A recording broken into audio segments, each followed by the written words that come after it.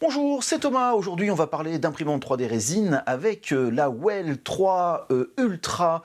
Donc voilà, déjà nom un petit peu compliqué, de Nova 3D en version 14K. Donc c'est une machine sortie il n'y a pas très longtemps. D'ailleurs, vous connaissez peut-être ou peut-être pas la marque. Nova 3D, c'est pas le plus connu chez nous. Toutefois, c'est pas une marque qui vient d'arriver sur le marché. Ils ont des machines globalement plutôt assez qualitatives. Et en fait, ça a été les premiers à sortir une machine de 14K en termes de résolution et en plus avec pas mal d'options dedans. Donc déjà il y a le capot qui s'ouvre, il y a un remplissage de résine automatique par gravité, connexion à internet, wifi et ethernet d'ailleurs au passage, des pieds qui sont réglables, donc pas mal de petites choses comme ça assez pratiques, et pour un volume d'impression de 223 par 127 par 250 microns. Donc on est sur une machine de taille moyenne qui pour moi d'ailleurs le format que je préfère, car on peut faire autant des petites choses que des choses relativement grandes. Au niveau de la précision, donc des 14K offerts par l'écran, donc on est sur des pixels rectangulaires qui font 24,8 de profondeur par 16,8 de largeur. Alors comme vous le savez, moi je garde la taille maximale, en fait la plus grande de ces pixels, en gros de 24,8. Ce qui veut dire que pour moi c'est une machine de 24,8 microns de résolution. N'hésitez pas à aller voir ma vidéo sur les cas que j'ai sorti il n'y a pas très longtemps pour comprendre un peu tout ça et histoire de savoir en fait ce que vous avez vraiment en termes de précision sur vos machines. Sinon, autre point aussi que j'ai beaucoup apprécié, c'est qu'ils n'ont pas basculé sur la mode des imprimantes rapides. Attention, ça peut être très bien en fonction de vos usages, mais bref, ils ont gardé notamment le film NFEP, qui est donc un film qui est plus transparent et plus résistant, ce qui est quand même beaucoup plus logique sur une machine de haute résolution. Donc voilà, donc c'est quand même pas trop mal. Alors après, je vous le dis dès maintenant, on va pas imprimer ultra vite, mais on va imprimer quand même suffisamment rapidement. Vous allez voir, en tout cas, j'ai pas mal de choses à dire sur cette machine-là, autant du positif que du négatif. Donc vous allez voir, bien sûr, mes différentes impressions, mes différents tests et certaines galères que j'ai eues. Voilà, donc gardez ça en tête et surtout, vous aurez mon avis tout à la fin. Et pour finir sur cette introduction, n'oubliez pas, cette machine m'a été envoyée gratuitement par Nova 3D pour effectuer le test, mais aussi pour l'intégration de Litchi Slicer. Ils font voilà une pierre deux coups directement, mais comme d'habitude, j'ai ma liberté de parole, ils n'ont pas vu la vidéo avant la publication, donc voilà, vous avez directement mon avis. Et bien sûr, comme d'habitude, n'hésitez pas à poser vos questions en commentaire. Dites-moi d'ailleurs si ce côté 12K et 14K, ça vous intéresse vraiment, la haute précision, ou si vous y comprenez que dalle.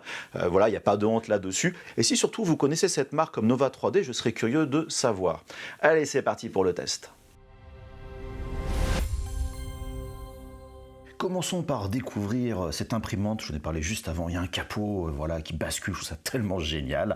Vous avez ici le système de chauffe donc, de l'imprimante 3D, le bac avec des grosses voilà, poignées, enfin très pratique. Et donc l'imprimante elle est hyper costaud, double rail linéaire, il y a une vis en ball screw, le plateau fait hyper massif. Là vous avez dans le coin le système donc, pour poser votre bouteille de résine pour le système de remplissage automatique. Le plateau en lui-même justement est réglé en fait d'usine, donc il n'y a vraiment rien à calibrer. C'est une belle pièce assez massive. Alors il y a 4 trous pour limiter la pression de la résine sur l'écran. Le bac en lui-même, donc avec un NFEP au fond, entièrement aluminium, et donc l'endroit pour le système de remplissage. Le bac, lui, se cale bien au niveau de l'imprimante. Les accessoires fournis avec, bien sûr, les éternels gants. La petite pince coupante, format pas habituel, j'avoue, qui n'est pas terrible. Le petit spray pour mettre de l'IPS aux impressions, les filtres, voilà, donc pour la résine, des vis et clés Allen en plus qui ne servent pas vraiment. Et surtout intéressant, un scotch de protection de l'écran, car des fois avec le temps il s'abîme un petit peu, première fois que je vois ça, et donc la spatule en plastique que vous allez jeter. J'ai aussi eu une bouteille de résine, la Novastan 8K, résine grise, qui n'est pas trop mal, et donc là vous avez le bouchon pour justement le système de remplissage automatique de la résine. Vous secouez bien évidemment votre résine, et là, manque de bol, impossible d'ouvrir le bouchon facilement, c'est un peu dommage. Et donc là, voilà, on met le bouchon dessus pour bien préparer tout ça, et puis on se rend compte qu'il y a un truc un peu bizarre. Bah ouais, le joint qui est au fond, en fait, il est que posé, il n'est pas collé, et ça tient pas très bien, c'est un petit peu galère. Bref, on insère directement la bouteille et le bouchon, avec la résine coule naturellement, et par équilibre, on va dire, des niveaux entre la bouteille et le bac, ça va s'arrêter. Et ça marche plutôt bien, sauf que ça se remplit directement au niveau maximum de la résine. Maintenant, je vais lancer une impression. Alors, un espace pour mettre la clé USB pour le Wi-Fi et un autre pour la clé USB pour le fichier, et je lance l'impression. Et l'imprimante descend, mais descend super lentement. Ça, c'est un petit défaut, c'est pas grave, mais les mouvements du plateau sont très lents avant de lancer l'impression. Et donc l'impression se fait, et là on entend le petit chploc, enfin vous n'entendez pas, mais on voit le décollement, mais le niveau de la résine est quand même super super haut, et ça j'avoue que c'est des choses que je trouve très stressant, les débordements de résine. Et là si vous regardez bien, au niveau de la bouteille, eh ben, on a des projections de résine directement dessus, comme il y en a à côté. Donc pendant l'impression, eh ben, ça déborde. Bref, mes premiers tests d'impression, le poussin, vous voyez, quand même plutôt nickel, très propre, DQ. Là, un petit problème de bras. Vous allez voir que les petits problèmes vont apparaître un peu régulièrement. Et là, modèle version plus petite, aucun souci. Je me suis dit, bon, attaquer un modèle un peu plus gros, donc le Caméléon par Photismine, qui est un super modèle, bien détaillé, où je me suis bien challengé pour la création des supports. Vous voyez ici, pour que les supports croisent le modèle à l'intérieur et tout, pour qu'il n'y ait aucun support qui démarre de l'impression 3D. J'aime bien ces challenges-là. L'impression s'est bien passée, celle-là, parce qu'il y en a d'autres que vous n'avez pas vu qui ne se sont pas très bien passés. Bref, vous voyez, le résultat, c'est quand même super propre, c'est quand même assez joli. Ma petite stratégie support a bien marché. Et vous voyez, en très gros plan, on voit ces micro-détails. Donc le modèle s'y prête très très bien. Et encore, la vidéo ne rend pas justice à l'impression 3D. Donc vous voyez ici mes supports, je suis très fier, pour ça que j'en parle. Voilà, ça a quand même bien marché. Et les supports, quand je les ai enlevés, n'ont pas vraiment laissé de traces. Un autre modèle, voilà, donc une voleuse par le 3D Sculpt, modèle qui est très détaillé, plein de micro-détails, vous voyez au niveau aussi du visage, les cils, les sourcils, il y a le grain de la peau et tout. Je me suis dit, voilà, un très bon modèle pour tester ça. Au niveau des vêtements sur l'arrière, vous voyez bien voilà, les différents motifs, enfin bref, tout ce qui est accessoire. Et donc l'impression, a priori, s'est bien passé. A priori, ce que vous verrez par la suite, il y a des petits soucis. Et donc, restitution, modèle bien propre au niveau du visage, mais un peu déçu, parce que je m'attendais à voir un peu le grain de la peau. Là, ici, au niveau du bus, c'est pareil. Franchement, c'est très propre, hein, je chipote, mais on s'attendait un petit peu mieux pour une 14K. Là, au niveau donc du bras aussi, pareil. Et des cheveux. Les cheveux, franchement, ils sont très fins. Il y a plein de micro-mèches. J'ai plein de galères de support pour que ça tienne bien. Et tout a bien tenu. Donc là, vous voyez, la partie basse, on a, c'est pareil, ces motifs sur les tissus et tout. Vraiment, ça rend très propre. Et là, on est vraiment brut d'impression. Il y a zéro post-process et tout. Au niveau de la jambe, aucun souci, mais c'est pareil. Je m'attendais à voir un peu plus le grain de la peau. Au niveau de l'épée, pareil, des choses assez fins, assez longs, les supports bien tenus. Et donc là, pour l'autre lance, on va dire, vous voyez, des problèmes de support, un endroit. Et les supports en gris de Liquid Slicer ont bien récupéré le problème, l'avantage de ces supports en gris. Et c'est bien rigide, donc il y a zéro décalage de couche. Autre exemple, donc toujours sur le même modèle, là c'est la base, on a des modèles beaucoup plus massifs, beaucoup plus costauds. Pareil, l'impression, a priori, c'est bien passé. Je dis bien a priori, il y a beaucoup de trucs depuis tout à l'heure. Je fais des petits points sur l'impression 3D. Voilà, donc l'impression directement, pareil, bon résultat, rien à redire. Alors, j'ai imprimé des couches plus épaisses, hein, c'est une base, j'ai passé un peu moins d'énergie. Vous voyez les supports en gris qui rendent quand même plutôt assez sympa. D'ailleurs, pour enlever justement ces supports, il n'y a pas eu trop de difficultés, mais vous remarquez que la résine raye assez facilement. Alors, je l'ai fait un peu la bourre, hein, je ne vous le cache pas, mais voilà, c'est le petit défaut de la résine. Et le modèle, maintenant, une fois assemblé, qui rend franchement très bien en vrai. Vous voyez que c'est un grand modèle, hein, j'ai quand même des grandes mains, hein, pour rappel. Très content du résultat. Mais si on regarde bien justement des petits défauts, vous voyez, j'ai des petits bouts de support qui démarrent mal. Là, des supports qui ont vraiment... je dirais que ça n'a pas marché. Alors les supports gris ont récupéré, mais c'est pas le truc classique des choses qui poussent pas. Et là, vous voyez au niveau du visage sur l'arrière, on a des supports pareil qui n'ont pas poussé, plus ou moins, alors pas vraiment sur le milieu. Mais on va y revenir encore par la suite. J'ai voulu faire des mini, donc des mini par Loot Studio, leur série de mini, on va dire high-tech, science fiction. Pareil, des modèles plutôt en 75 mm, des 32 mm. Et vous voyez, il y a plein de mini supports, de petits trucs qui sont assez compliqués, on va dire, à imprimer. Donc là, l'impression réussit sur le plateau. Et vous voyez le modèle vraiment brut d'impression, ça rend vraiment super bien. Il y a vraiment ce mélange d'organique et de mécanique, des surfaces très lisses. J'ai zéro souci d'anti-aliasing que je n'avais pas activé au moment du slicing. J'imprime sans anti-aliasing dès que j'ai en dessous de 30, 25 microns. Et vous voyez le modèle assemblé sur sa base, vraiment très sympa. Il y a un ou deux petits supports mini que j'ai laissés ici et là, que j'ai pas encore enlevé. Pareil pour ce petit personnage, on va dire requin. Vous voyez les supports au niveau de la bouche. Il y en a quelques-uns qui ont un petit peu sauté. C'est au moment du nettoyage, hein, je vous le dis, c'est pas, ils sont sortis vraiment nickel là-dessus. Donc il y a un beau boulot de pré-supportage, hein, j'avoue là-dessus. Donc là, la base aussi, pareil, les grilles, etc., bien ventilées. Et une fois qu'on a assemblé les deux collets, on a des mini vraiment sympas. J'ai laissé volontairement les petits mini sur la bouche, histoire de les montrer aux gens tout simplement. Et là, vous avez le modèle effectivement en grand, donc de l'autre personnage, à tronçonneuse, pareil, aucun souci. Et là, la version toute petite, pareil, aucun souci, y compris les supports qui partent de l'objet. Enfin vraiment, c'est vraiment nickel. Alors là, il y a quelques micro-supports que j'ai pas enlevés comme pour les autres modèles. C'était histoire de vous montrer ça en vidéo. Mais voilà la réalité des choses. J'ai eu des problèmes d'impression, vous voyez, au niveau, mais pas vraiment au milieu du bac, des impressions qui poussaient pas partiellement, des soucis vraiment divers, qui sont pas liés à un problème de tension du FEP. J'ai changé le FEP et tout, vous voyez ici, et franchement, j'imprime plusieurs fois ces impressions, donc j'ai des trucs qui poussent pas partiellement, un truc vraiment bizarre. J'ai pas mal creusé. Alors j'ai trouvé différentes causes. La première, c'est que l'écran il s'allume en 2 fois. Et quand vous faites des temps d'exposition courts, par exemple 1 seconde pour des couches de 30 microns, eh ben, vous n'avez pas 100% des UV sur l'intégralité du temps d'exposition. On le voit ici, hein, vraiment, ça éclaire un petit peu et d'une façon plus marquée. Vous voyez, c'est assez flagrant. Et donc, un détecteur d'UV, ben, j'ai analysé. Et je vais de 4,7 à 4,6 à certains endroits, voire 4,5 à eh ben, 6,2, je crois, au coin opposé. Donc, j'ai un problème d'uniformité au niveau de l'éclairage. Donc, je reparlerai à la conclusion, mais c'est un truc assez problématique. Bah, quand vous faites des couches assez petites, assez fines, ça pose problème. Et donc là, vous voyez, j'ai imprimé avec des couches un peu plus épaisses en surexposant légèrement l'endroit où ça posait souci, où il y avait le moins d'exposition. J'ai pas eu de souci, ça a marché. Mais je reparle à la conclusion. Bon, maintenant on va voir un peu plus mon avis sur cette machine. Alors, je vous le cache pas que je trouve une machine qui est quand même très jolie. Alors, elle est assez grosse hein, quand même. Je trouve que le côté blanc et jaune est vraiment super sympa. Il y a plein de fonctions cool. J'avais dit en introduction directement le capot pivotant. Et ça, franchement, j'adore. Mais il est galère à ouvrir, faut 2 mains. Donc, il faudrait une petite poignée dessus. Il y a les pieds qui sont réglables, ce qui est quand même très bien pour niveler les machines. C'est oublier l'Ethernet, le Wi-Fi, etc. Le remplissage automatique, la chauffe, le plateau qui est quand même assez grand, les grandes poignées et tout. Et l'écran 14K haute résolution. Donc sur le papier, elle est idéale. Mais vous l'avez vu, j'ai quand même pas mal de soucis. Alors attention, prenez quand même ça en compte. C'est quand même une machine que j'ai reçue il y a relativement longtemps, qui est quand même une pré-série. C'est des machines qui sont pas complètement parfaites. Alors, bon, déjà, quand elle imprime, vous l'avez vu, il y a des moments, ça passe pas toujours pas, elle imprime plutôt bien, les détails sont quand même plutôt bien restitués. J'ai une machine vraiment, ce qui me prouve que je suis sur la ultra haute résolution.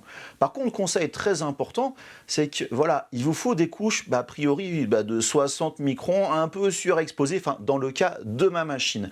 Ce que je veux dire, c'est que on ne peut pas imprimer, ça je ne l'ai pas dit vraiment avant, des couches qui vont être des valeurs un peu libres. C'est forcément des valeurs, des multiples de 10 microns, donc 30 microns, 40 microns, 50, 60, 100 microns, mais pas par exemple 42 microns.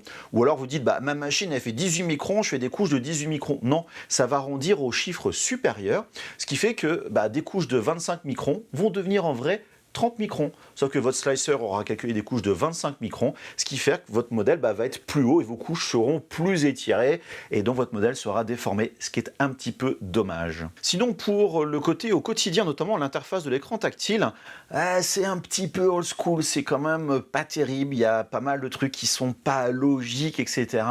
Donc bref, l'UX, il y a besoin d'améliorer un petit peu tout ça. Voilà, alors bien sûr on trouve les fonctions et ça marche, il n'y a pas trop de soucis, mais c'est vrai que c'est pas forcément naturel. Ou alors des choses, cette fonction proposée automatiquement comme le nettoyage du bac qui est fait à la fin de l'impression, moi plusieurs fois j'ai validé par erreur et donc j'ai lancé un clean tank, voilà cet écran qui s'allume entièrement alors que je n'avais pas besoin et j'avais pas mon Uchi cleaner, il fallait que j'aille nettoyer, bref c'était galère. Donc c'est des petites options qui, je comprends sur la théorie c'est bien de proposer aux gens en cas d'échec de nettoyer, mais en fait pour moi ça fait plus de mal que de bien. L'autre truc aussi, donc pendant mes galères d'impression pour trouver un petit peu les causes au début, je me suis dit c'est peut-être le film. Ça peut vraiment arriver, des fois votre film il paraît très très bien et c'est ça qui pose problème. Et votre film dans cette machine-là, il est intégré au cadre, on va dire, en dessous. Ce qui fait que si vous voulez changer que le film, il faut acheter un film forcément chez Nova 3D, adapté à la machine. Alors c'est vrai que c'est plus simple quand on est débutant, mais quand vous êtes comme moi, vous avez déjà des films où vous voulez un film différent du fabricant,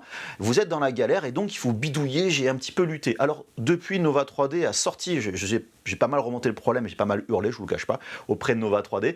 Ils ont sorti effectivement un cadre métallique qu'on peut acheter, qui vaut une trentaine de dollars si je me trompe pas, voilà, pour mettre vos propres films. Mais ça devrait vraiment être mis par défaut, même s'ils laissent le choix, qui rajoute le cadre dans la machine, au prix de la machine, ce serait quand même bien. Sinon, pour le système de chauffage de la machine, ce qui est quand même très très bien d'avoir ce genre de choses, alors moi je n'ai pas besoin par rapport au bureau et tout, je fais un problème de température, mais c'est une bonne option car il y a des gens qui impriment dans leur garage ou des pièces où il fait plutôt 18, 15 degrés. Et n'oubliez pas, la résine est très sensible à la température, donc de proposer l'option c'est super cool, mais l'intégration elle n'est pas terrible. C'est-à-dire, alors au moment où j'enregistre cette vidéo là, le système va chauffer, mais il va chauffer. D'ailleurs, le bac descend dans la résine, mélange la résine, et quand vous avez terminé, ça va remonter et vous lancez la pression. Mais quand l'impression est lancée, ça ne chauffe plus. Donc si votre impression dure une petite heure, peut-être que la chauffe initiale plus le réchauffement de la résine par l'écran LCD, je vous rappelle que le processus d'impression 3D résine, c'est exothermique, ça va vraiment faire chauffer, mais pas au point de rattraper une température de 15 degrés. Donc une grande impression, ça ne servira pas forcément à grand-chose. Donc voilà, on est en présence d'une bonne idée, mais qui n'est pas terrible. Et après, moi j'avoue que je ne suis pas fan de ces systèmes qui chauffent directement sur le dessus vers la résine, car quand ça monte, alors ça souffle pas forcément ultra fort, mais suffisamment pour que ça fasse des petites gouttes et ce genre de choses. Il y a une autre machine en 14K d'une autre marque, aussi en couleur jaune, qui est un gros problème en version pro. Voilà, ça souffle trop fort et ça pose souci. Je vous cache pas que j'enregistre la vidéo, on a eu le problème aujourd'hui, voilà, avec l'équipe marketing un peu plus loin. Un autre truc aussi qui m'a bien posé souci, c'est la gestion Wi-Fi. Et c'est cool, effectivement, d'avoir du Wi-Fi, sauf que la machine n'accepte pas les mots de passe complexes. En fait, il y a tous les caractères sur le clavier. Des fois, ça arrive que le clavier numérique, genre il manque l'espace ou un truc comme ça. Mais là, il y a tout, mais le mot de passe n'est pas accepté. Il faut rentrer un mot de passe beaucoup plus simple. Le problème, c'est que dans les bureaux ici, on a un mot de passe forcément qui est très compliqué pour des raisons de sécurité. Et ça marche pas du tout. Donc, j'ai dû me connecter à un autre réseau Wi-Fi, etc. Voilà, donc c'est un petit bug. Mais c'est assez problématique. Je l'ai remonté il y a déjà, donc maintenant 3 mois. J'ai pas une nouvelle. Voilà. Autre point aussi concernant la machine, alors quand elle imprime, elle peut imprimer entre guillemets plus ou moins vite en fonction de vos demandes. C'est pas le foudre de guerre, mais ils ont fait un choix sur la qualité, ce que vraiment je trouve assez judicieux. Mais par contre, lorsque vous voulez lancer votre impression, ou alors elle se termine, elle remonte, ou faire un home ou quoi que ce soit, elle est lente. Mais vraiment, elle est lente. Je ne sais pas pourquoi c'est aussi lent que ça. Donc voilà, c'est un petit détail, mais s'il vous plaît, là, franchement, Nova 3D, accélérez un peu la machine. Une autre fonction aussi que j'apprécie beaucoup, c'est le remplissage automatique. Vous l'avez vu, c'est tout bête, ça marche par gravité, c'est efficace, il n'y a pas de truc, de tuyaux, de pompe et tout ce qui va à côté. Mais ça peut être légèrement amélioré. C'est-à-dire, vous l'avez vu dans la vidéo avant, en fait, le niveau, enfin la bouteille, le bouchon de la bouteille, donc avec ce petit clip dessus, est un peu trop haut, ce qui fait que le niveau de la résine est vraiment au maximum. Alors que pas besoin d'avoir un niveau aussi haut, si votre remplissage se fait bien au fur et à mesure, d'avoir juste 5 mm de résine, ça suffit largement. Mais là, le bac est rempli à crever. Moralité, quand vous avez les montées et descentes du plateau, si en plus vous allez vite, ou alors au moment où le plateau va sortir de la résine pour replonger dedans, à partir d'un certain niveau d'impression, ça fait des éclaboussures. Et j'avoue que je suis assez stressé d'avoir des débordements au niveau de l'impression, donc c'est un peu dommage. Alors après, c'est sûr, vous avez le bouchon qui est propriétaire avec ce format de bouteille, vous avez une autre type de résine, c'est pas forcément le mieux. Après, on peut toujours garder les bouteilles Nova 3D, les nettoyer rapidos et puis remettre de la résine, ou alors mélanger un peu la résine. Bon, c'est quelques gouttes, c'est pas forcément très très grave. Donc le système est pas trop mal. Maintenant, il manque un petit adaptateur, et vous l'avez vu aussi, le joint, il a un petit peu de mal à tenir. Donc on est encore dans un petit peu l'exemple de c'est bien pensé, mais ça n'a pas été allé jusqu'au bout au niveau de la réflexion et donc de l'intégration. Maintenant, le vrai souci, alors par contre, qui est sûrement propre à ma machine, car je ne vous cache pas que j'ai regardé à droite à gauche, j'ai regardé notamment les premières reviews, ce que je fais vraiment rarement sur cette machine-là, et je suis apparemment le seul qui ait le problème. Mais j'avoue que j'ai du mal à comprendre avec ce problème d'uniformité lumineuse. Vous l'avez vu, j'ai des variations en fait d'intensité, de quand même une différence de 1,5 mW par centimètre carré. Donc on passe de 4,5 à 6,2, c'est en gros 25% de variation d'intensité. Donc sur des couches de 30 microns, c'est forcément un manque énorme, surtout quand vous exposez une seconde. Ça veut dire que vous exposez plus que 0,75 secondes, et là, vous passez d'une impression qui a marché, une impression qui ne marche plus. Donc ça, c'est un petit peu, voilà, le gros problème. Voilà, et je ne vous cache pas que je rate rarement mes impressions, donc j'ai vraiment beaucoup creusé là-dessus, ce qui est pour moi vraiment un gros problème. Alors maintenant que j'ai fini la review, j'attends toujours de les finir, je vais démonter la machine. Ça se trouve, il y a peut-être un problème, un petit câble qui passe localement au-dessus d'une lentille, ou une grosse poussière, une grosse trace de doigt, du gras, je n'en sais rien. Mais je trouve ça assez anormal, surtout que le système d'éclairage est un système apparemment central, donc qui éclaire globalement l'écran et pas genre des LED individuels. Donc voilà, j'avoue que j'ai vraiment du mal à comprendre les choses. Et en plus, vous avez vu, l'écran, il met genre un petit quart de seconde avant de s'allumer complètement. Donc vous accumulez un quart de seconde pour s'allumer complètement et après des variations d'intensité, ce qui fait que j'ai un éclairage qui est totalement non uniforme.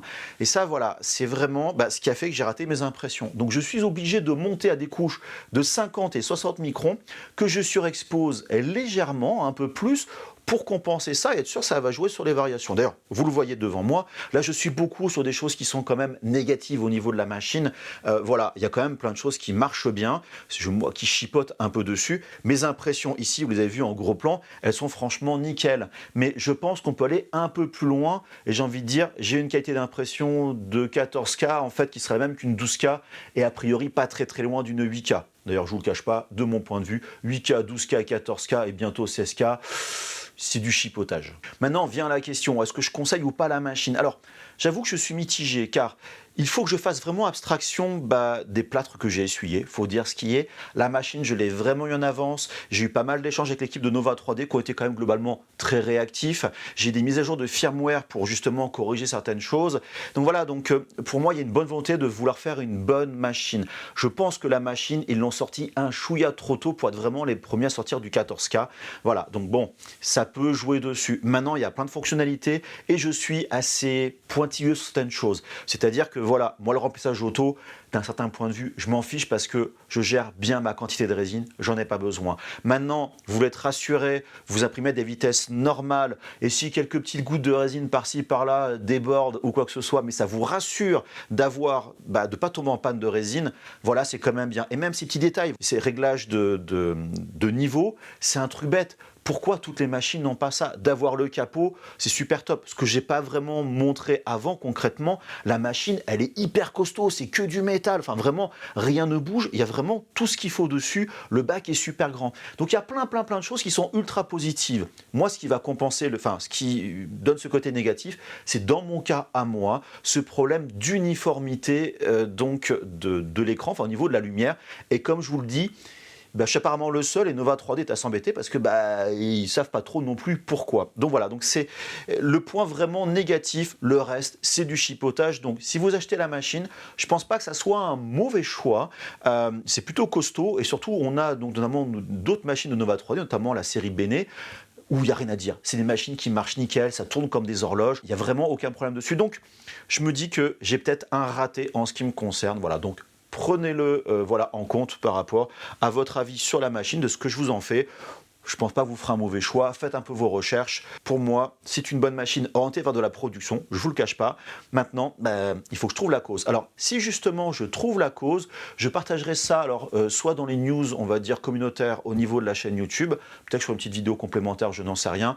En tout cas, j'en parlerai comme d'habitude sur les réseaux sociaux, notamment sur Instagram et sur TikTok, parce que en fait, les premières vidéos que j'ai faites, notamment sur TikTok et Instagram, de cette machine-là, ont été hyper populaires. Je ne sais plus, j'ai eu 20 000 vues en l'espace de quelques jours, donc je pense qu'elle attend dessus et donc je pense dans l'obligation de vous donner un retour de est-ce que je trouve ou pas ce qui se passe sur la machine, car ce serait dommage de la plomber alors que c'est un truc localisé, ça se trouve c'est juste une pure bêtise. Donc bref, vous avez bien compris. Suivez-moi sur les réseaux sociaux, Instagram, TikTok, etc., Twitter, Facebook et tout ce qui va à côté, le Discord de Polyworkshop, et puis comme d'habitude, soyez créatifs, c'est plus important. Allez, gros bisous, à bientôt, bye bye.